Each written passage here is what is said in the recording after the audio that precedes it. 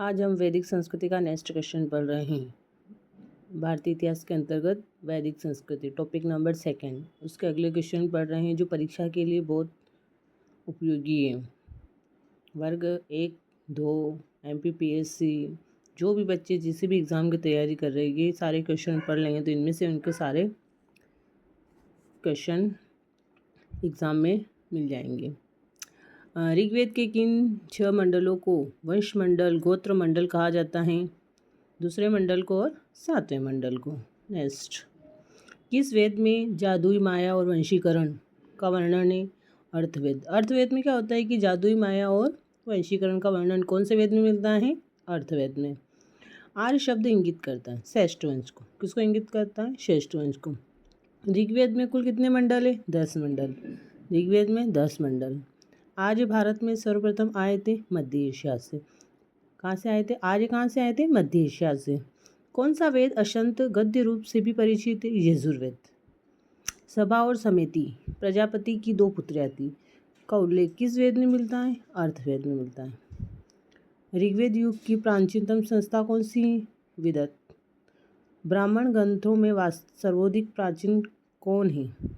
शतपथ ब्राह्मण। सबसे प्राचीन कौन सा ब्राह्मण ग्रंथ है? शतपथ ब्राह्मण। गोत्र व्यवस्था प्रचलन में कब आई? उत्तर वैदिक काल में।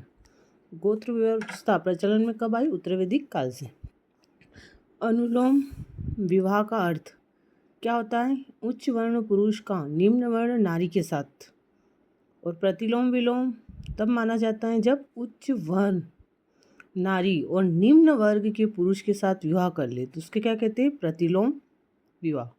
वैदिक युग में यौ कहा जाता है जौ को। व्री शब्द किसके लिए प्रयुक्त होता है? चावल। अर्थोकात्र पवित्र जादू।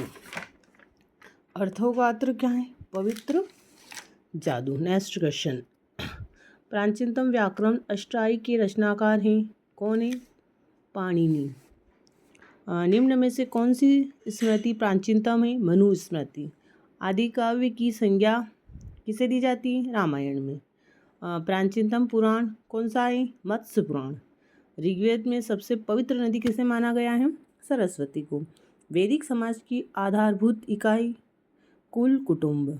ऋग्वेद काल के उस सबसे प्रभाव देवता की पहचान करें जिसकी स्तुति में 250 सूक्तों की रचना की गई है। कौन है ऋग्वेद काल में ऐसा देवता? इंद्र देवता।